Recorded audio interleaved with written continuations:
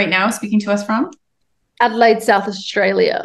And you are coming to the Dubai Active Show in Yes. a couple of months in November. November. And what will you be doing there? I'm doing a boot camp. Oh, oh, Wait, high intensity boot camp. And I feel so excited about this because I'm like, you're not meant to like work towards one particular day, but because I just had a baby, well, I just had a baby 8 months ago. It's like, it's the thing that I've like put as my day of like, I want to be on stage. I want to not be out of breath. Like I want to feel my strongest. So I'm like really working towards that day. So I'm excited for it. and we were talking before I started recording, and I did do your workouts for quite a period of time, and they're hard, Kayla. It's They're so hard. very, very hard. But you know what? Like the backstory to those workouts, it wasn't like I was writing a super hard program. It was that at the time when I was literally a personal trainer in Adelaide, and people were asking me what my clients were doing to get these great results. I was like, honestly, you're gonna have to train with me. They're like, no, seriously, like, what are your clients doing right now? I'm like, I'll write it down for you. Like it was as easy as that. Like I was just like, okay, well, this is what they're currently doing. These clients never left me. They were super advanced. They were like the fittest they've ever been. So this program was like for someone who was training with me at like a really high level. And then beginners started buying this guide and they were like, you know what? Eff it. Like, I'm just going to try it. And they literally used the guide to build themselves up, even though it's an advanced guide. So I loved it. Like everyone did it and everyone tried it, which is why I liked it. No, that's what I did. And I was a couple of times I thought I might throw up, but I kept at it. And it's not long. They're not long. So That's what gets in your head because you're like, I can't stop now because like I've only got 7 minutes left. Like I might as well just finish the 7 minutes. I'll just go a little bit slower. So yeah, it's only 28 minutes. it's like Get it you done. do. Yeah, 28 minutes. It's so great that it's not 30. It's just like mentally. so Just how under. so how you have become massively popular. I mean, you have a huge platform, a huge profile. The Daily Mail covers you. How has this, I know I'm That's not a measure of success. I feel that's just not right. Sometimes some of the stuff that comes out, I'm like, that's not accurate at all. I was going to ask you, what did the internet get wrong about you and the Daily Mail? The fact that I apparently hired a professional hair and makeup team for my daughter's school photos, lies. So I had work that day and I had a campaign shoot for OG Kayla, and I had my hair professionally done, my makeup done, and Anna had to come with me because it was before school. Oh, my phone is ringing. It was before school. And so she came to the hairdresser with me, and then the hairdresser, like I was doing her hair while getting my hair done. The hairdresser's like, let me do it.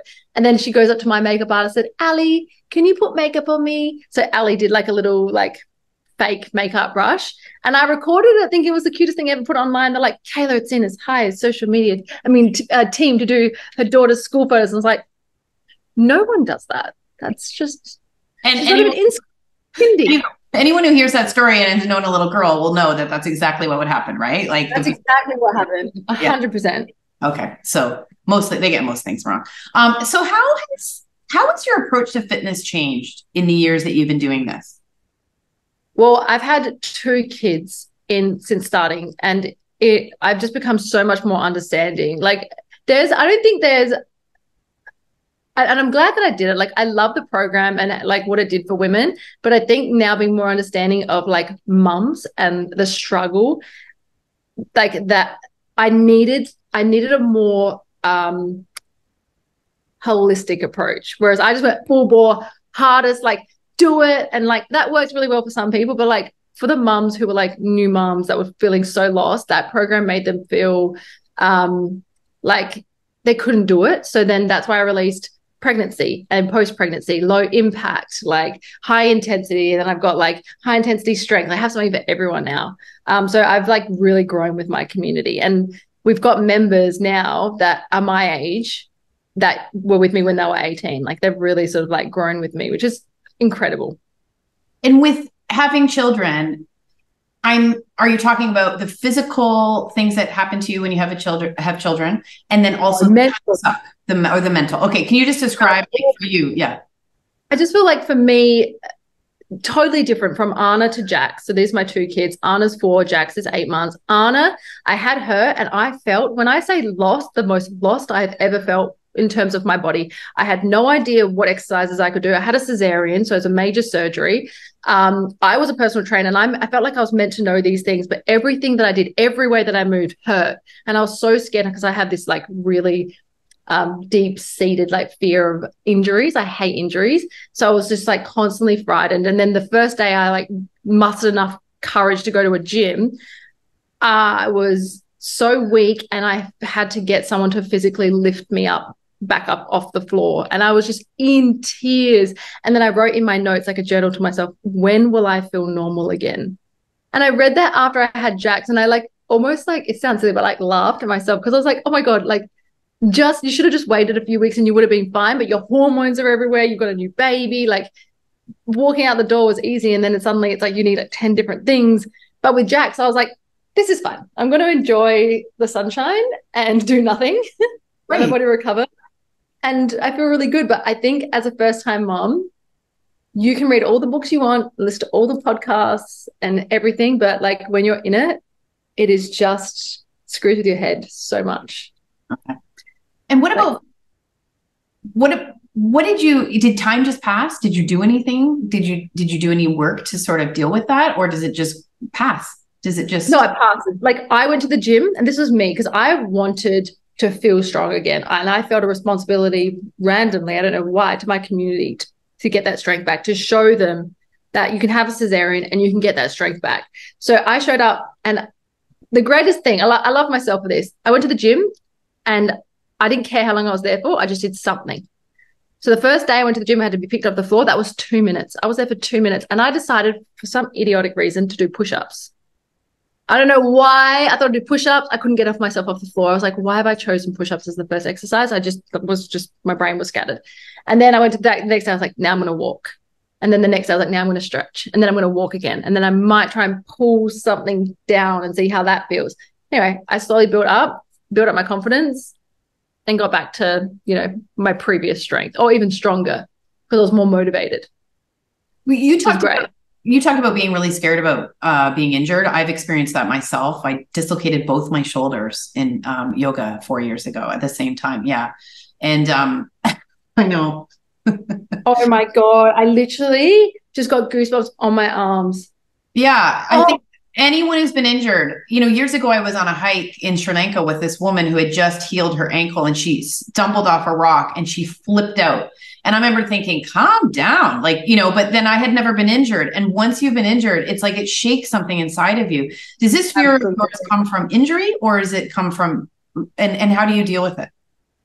It comes from so it would have started when I started playing basketball when I was a kid. Like you wanted to be on, you never wanted to be on the bench. And like every time you got injured, it just felt like you're in a timeout. Like it felt like a punishment to me. And then you always get these like niggly feelings. So I got smacked with an elbow right in the middle of my sternum and cracked my sternum. And like I have the biggest fear of like ribs, sternum, like anyone like coming up to give me a hug too tight. I'm like, ugh! Like I hate it. And then it feels like you've been benched. Like I don't know how to put it in any other way. And I find that with my clients, I haven't personally had this, or maybe once or twice, but it's the back pain. If you've ever experienced back pain, lower back pain, that's the one that's the most mentally triggering, because it literally knocks out your entire body and you can't do anything. It is, you feel disabled. You feel it's horrible. It's a horrible feeling. How do you work with clients to get over it? How do you work with yourself to get over it? So I when my clients were injured, obviously you don't train with back injury, so that's why you feel so benched, because like a trainer won't work with you if you have a back injury. You have to go to physio. But like if it's like like a tennis elbow, I will actively wrap their elbow dramatically in a bandage and be like, right, like mobilizing that area, you can't move it, let's train around it, let's do a lower body session, so they can mentally see their arm is knocked out, but we're able to do like a lower body session and they're not moving their arm, so they're not thinking about it. Because as soon as they go to pick something up, like even as a trainer, like you forget. So I literally actively wrap things in a white bandage. I do it on social media as well. I'm wrapping a white bandage. I'm like, let's not use it. Let's try something else. So I work around all injuries, but just backs are just. And speaking of having kids, a lot of women, their pelvic floor doesn't really bounce back and they just sort of live with it like that. In your programs, do you tackle that? And have you experienced it? What's your take on the whole thing? No, so I haven't experienced too many pelvic floor issues, which I'm really lucky with. I don't know if that was due to me having a cesarean, not actually like pushing. But people say that you can still have the injury or the like weakness while you're pregnant, depending on your pelvis. But I tend to like handball my clients to physiotherapists for that sort of stuff. And then certain exercises, the way that you're breathing and moving will target your pelvic floor, but there needs to be a pelvic floor trainer in the app. Like I want that for them, but that's not me. Okay. You'd get someone else to put that in the app. 100%. It's so needed for post-pregnancy. Yeah. One thing I've seen in my lifetime is workout. Don't pay any attention to your cycle. Don't let it stop you in any way. And now, like, that's what it was like when I was 29. It was, and then I heard some girls at F45 saying, oh, I won't be here Friday because I'll have my period. And I wanted to turn around like a crazy lady and hug them and say, like, I'm so proud of you for paying attention and altering your cycle that way. But how do you adjust for that with your clients and with you? Or do you?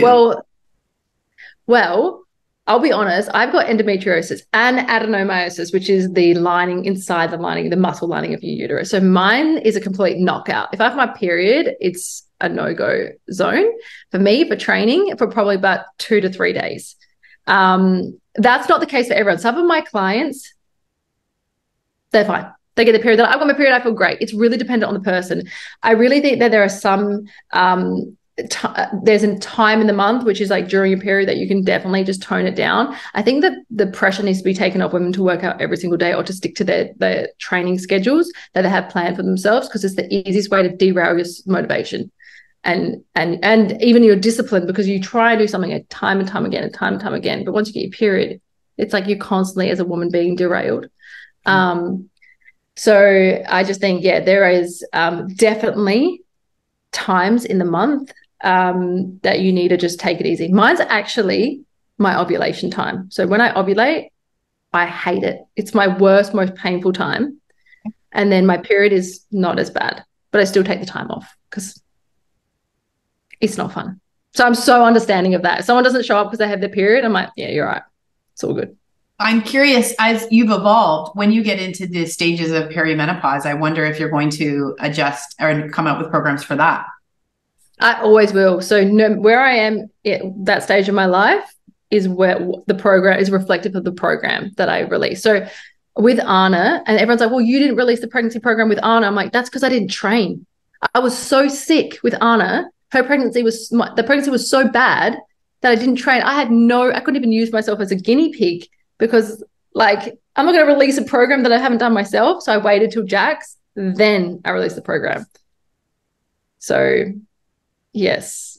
So when your hormones start going crazy, we can expect a Kayla Itsines. Yeah, like and like you don't want to offend anyone as well when you like. It's really hard. You have to be really careful with your words, because there are a lot of people who are in their 50s. They're like, I run marathons. I'm I'm a full athlete, and it's like, why are you targeting? Why are you making us feel like we need a program that makes us feel old?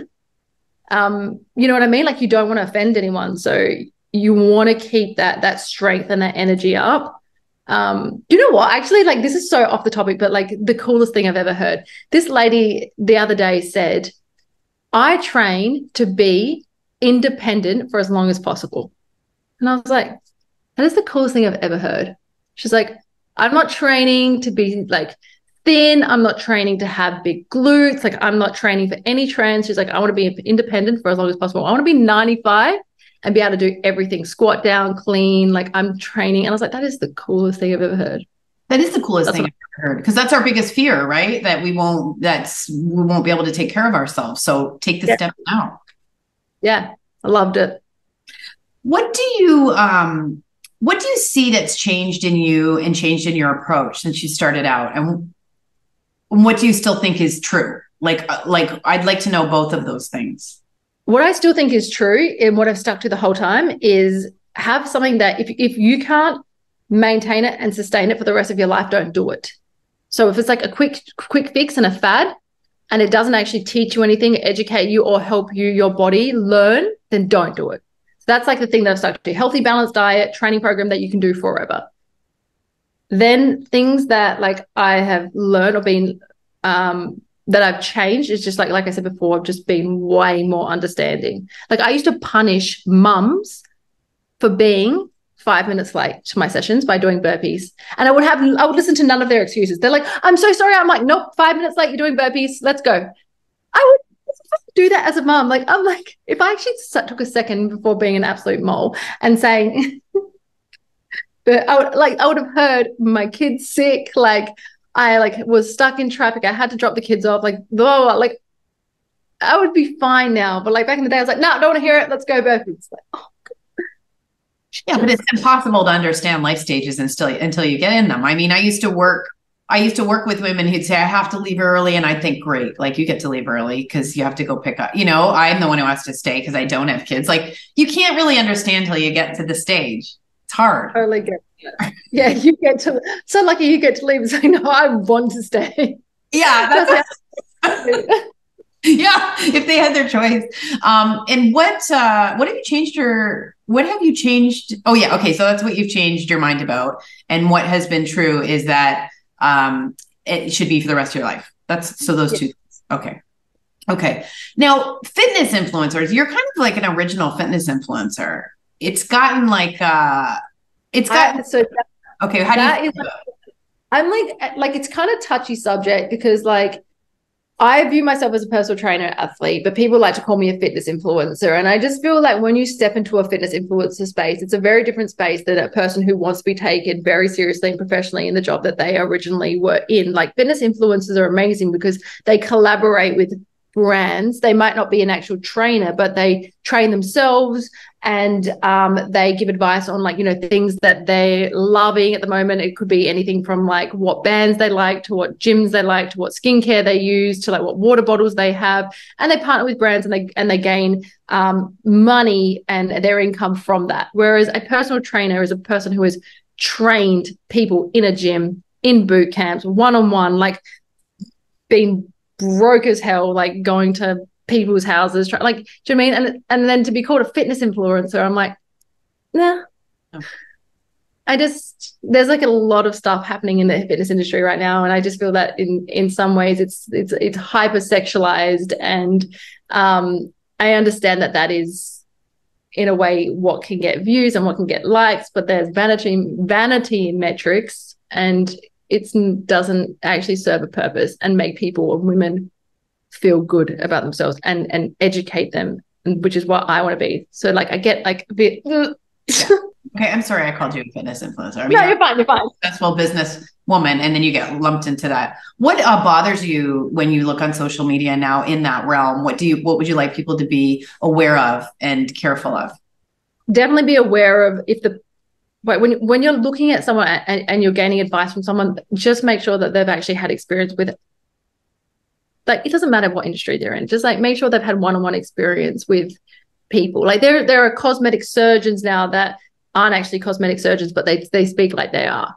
Like, and it's like, or there are, doctors that are not doctors or not quite, or they're just studying. Like really just be cautious of who you're following and how it makes you feel. Like if you're feeling envious or you're feeling bad about yourself or you feel like you're not good enough after you watch their videos, then maybe unfollow. Yeah. How do you deal with that? How do you deal with everything on social media, the pull, the gravitational pull, the negativity, the Daily Mail saying that you got your daughter hair and makeup? How do you deal with all that? I just laugh because like I think that if you've followed me for so long, because I've been around for so long, I'm the same person. And because I come from a really good family, I have them to like ground me, but you know what I mean? Like make me feel whole. So I don't need to like be validated by others. I don't need the attention. I honestly am just living my life and doing what I love most, which is helping people. Like I help people online, but like I will literally like go to right now, like see the stuff in the background of your video right now, you have it like a tipped over. I would come to your house and like I would rearrange that all to be like a nice home gym for you. If you were like, Kayla, I need your help, I'd be like, yeah, no worries. I got like an hour in my day. Like I'm going to come over right now. We're going to like sort it all out. Like I love just helping people with things. I think people can feel that when they see my social media. And that's probably why I've retained my following, why I continue to grow, because they're just like, I'm someone you can trust with anything. Do you know what I mean? In that space. Put me in the middle of like a nightclub and I'm like, I'm out. Never been. You've never liked any of that stuff.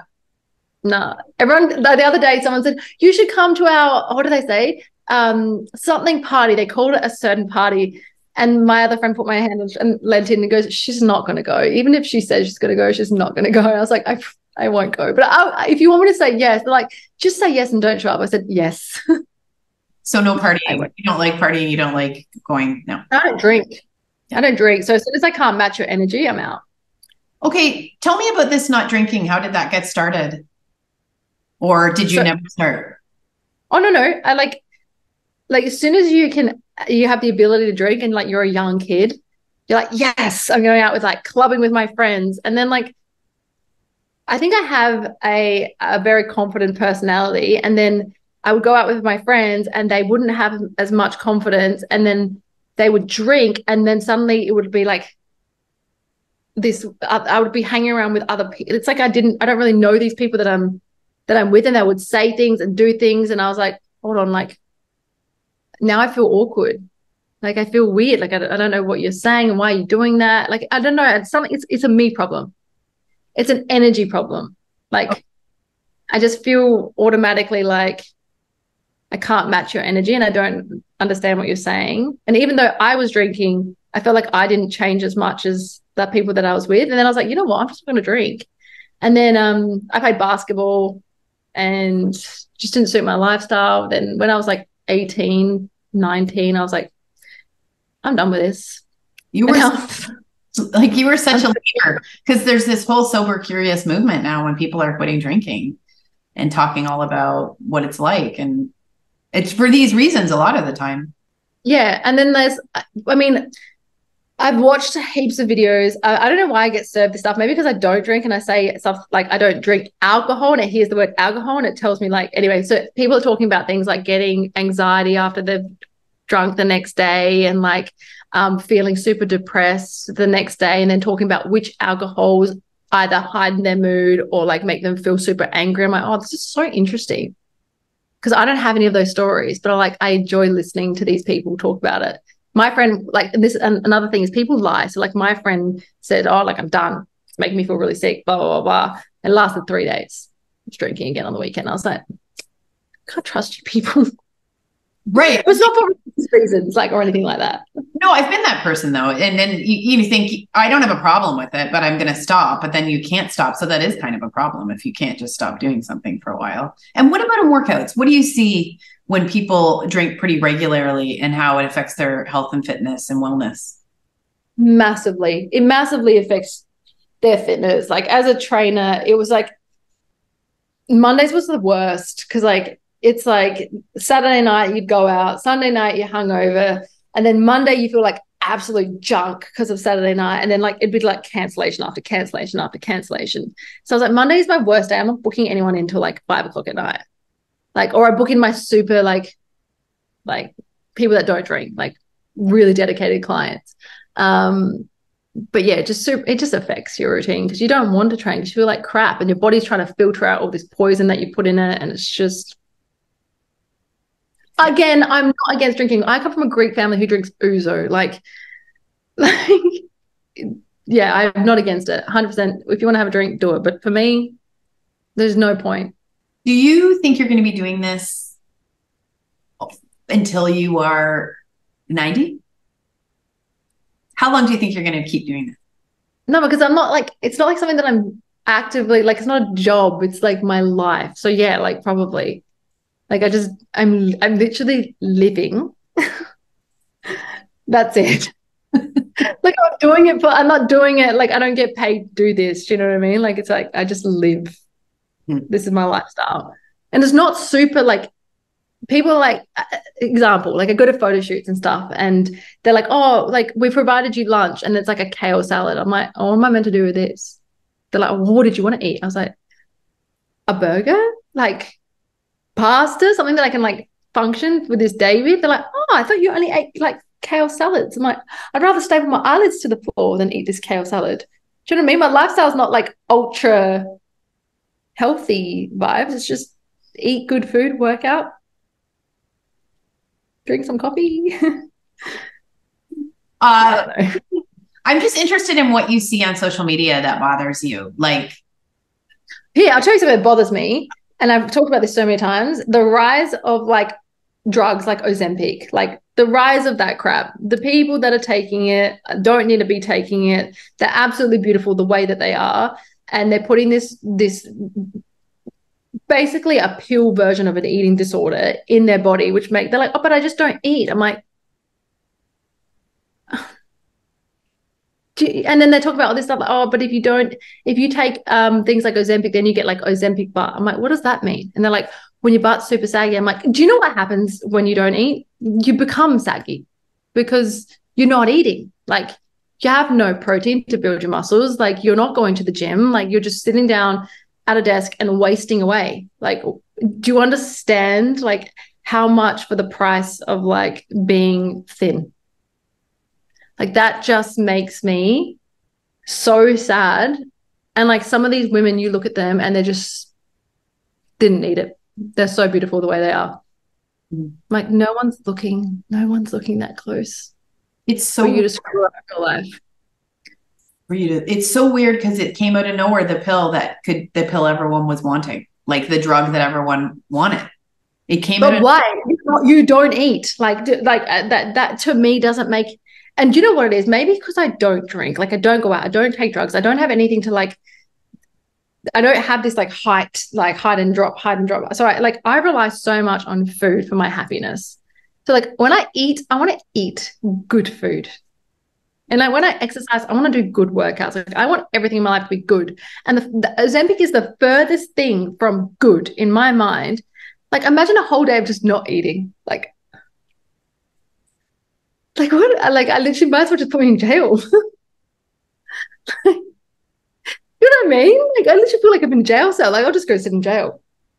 yeah. And I'm always, when you take it, I haven't taken it. I wouldn't take it, but if you did take it, then you have to keep taking it, as I understand. You sort of have to keep taking it. But like, where is the scientist? Like, or where is like the nutritionist that tells you, like, if you lower the amount of food that you eat for a long period of time, your body will just like rest at that amount. So when you go and eat like a normal person, a normal amount of calories, your body's like, oh, wow, you're overeating. And then you're going to gain weight so rapidly. And then you're going to go in this cycle, this horrendous cycle where your body can't work out how much food you should be eating because you screwed yourself up so badly.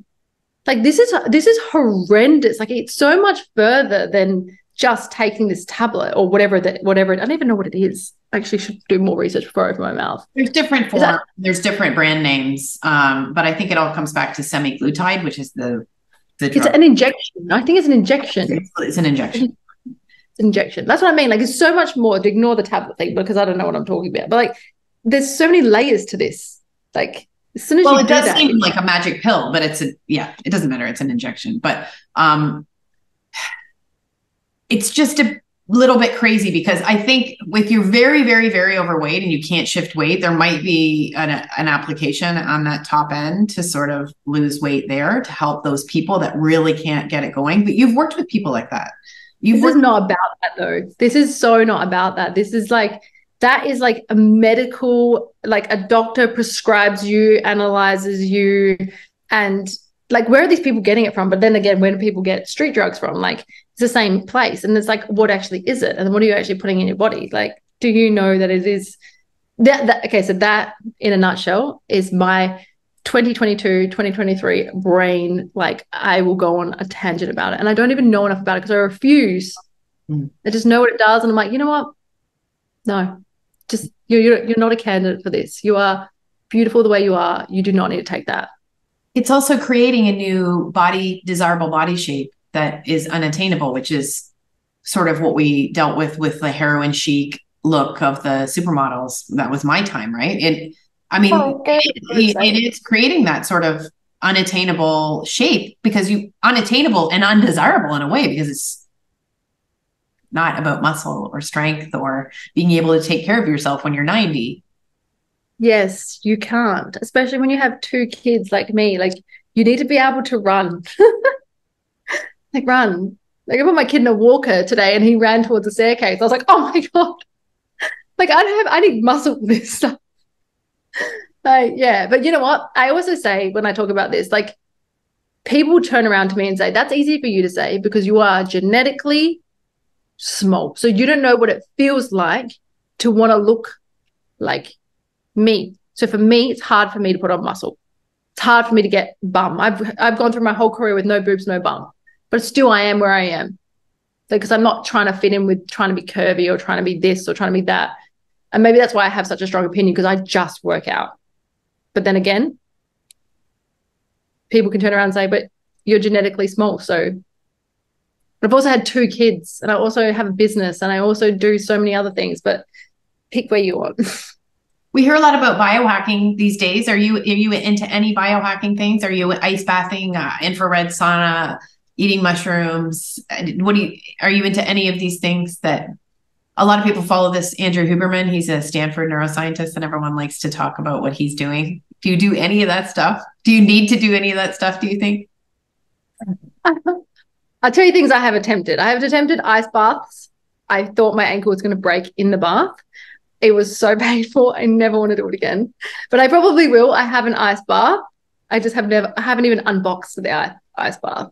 I just literally put ice in my bath to do the first one. Infrared saunas, I agree with, but I do not have one. And I don't have enough patience to do an infrared sauna. I love castor oil. I don't know if that's a thing.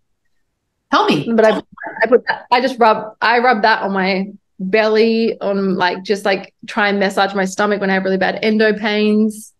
I read that somewhere once. I take what do I take? Supplements do I take?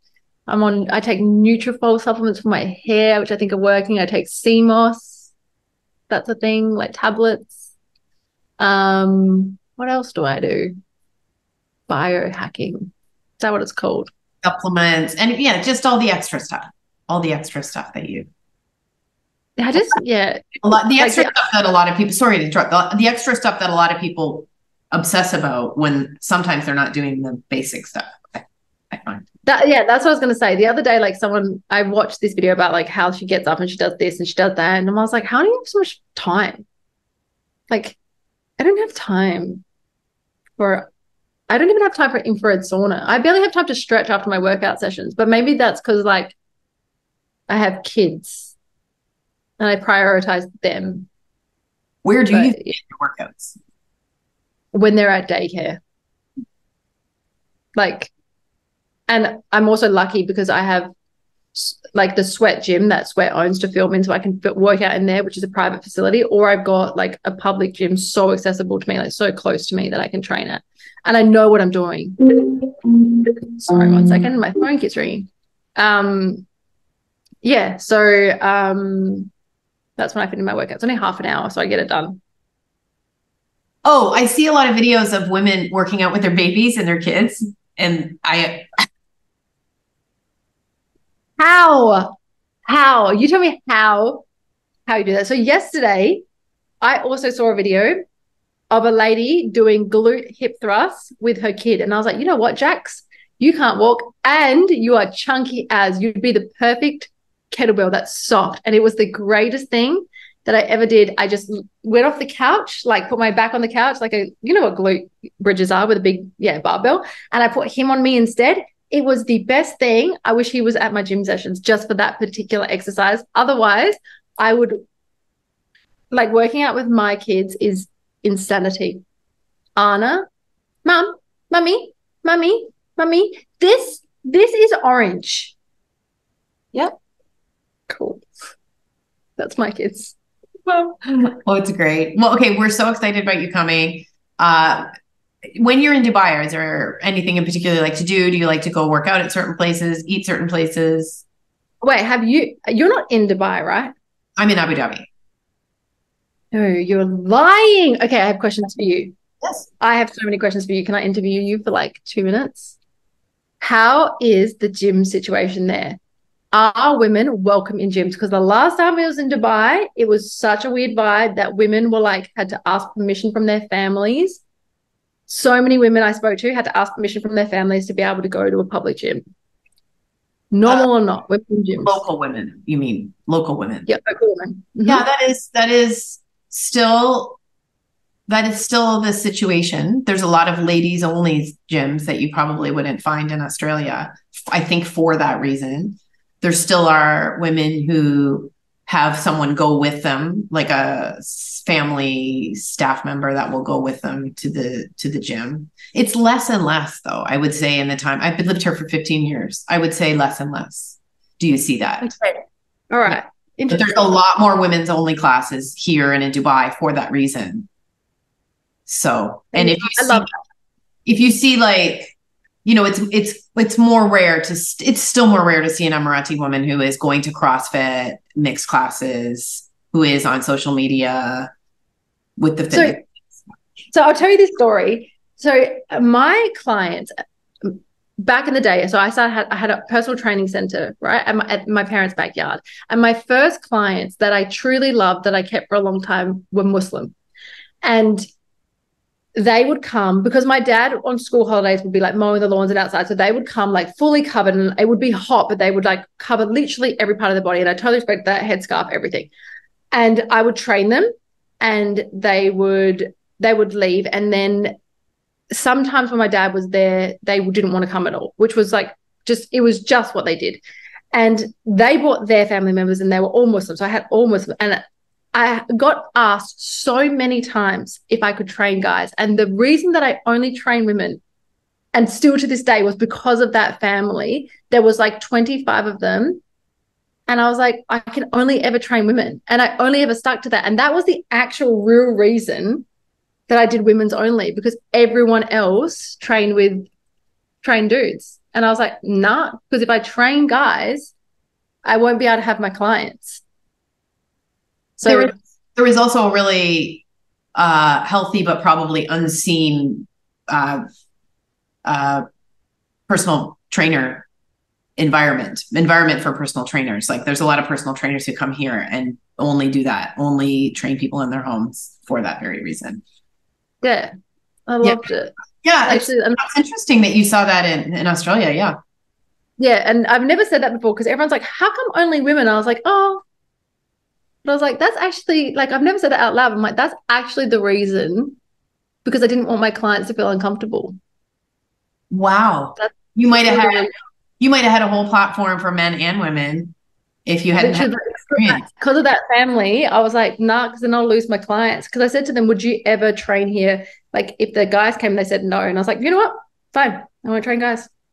And you know what's interesting is you had a window into, because a lot of the world will see that or hear that and think, oh, those women are very oppressed. And you kind of had a view that I wouldn't say they were oppressed. That's just sort of the way their religion and culture is. It's just the way it is. Yeah, and I totally respected that, and I didn't want to lose them. So I was like, whatever you want. So that's actually like the real reason I never train guys, because of them. I don't know if I like saying it though. Some people are like me, but whatever. Well, that's really interesting. Well, I mean, I think that's what you were meant to do. So those people were meant to come into your life. It would have been a whole different thing. Imagine if your platform had dudes. It was to focus. I cannot even imagine that. That would be, sadly disappointed in my content in 2023. Well, listen, thank you so much for speaking to me about everything. It's great to talk to you and meet you face to face. I can't wait to see you in Dubai. Yes. And I'm going to get back to doing your workouts. They're tough. No, you're not. You don't believe me? No. I'm going to send a video through the PR. Look, since that injury, I have not worked out hard. I've been a walker and a weightlifter. I think you should do my boot camp. You think so? Yeah. Will it only be 28 minutes? Yes. You know what? That is a good goal. That is a good goal for me. It's a goal. It's been a goal for you. It's a goal for me. Because as soon as you said boot camp, I was thinking, there is no way I'm doing that. Yeah, you're going to do it. I think you should do it. I provide modifications in the boot camp area. I'm going to do it. I'm going to do your boot camp. I'm going to do it. I want the glasses on. Oh, okay.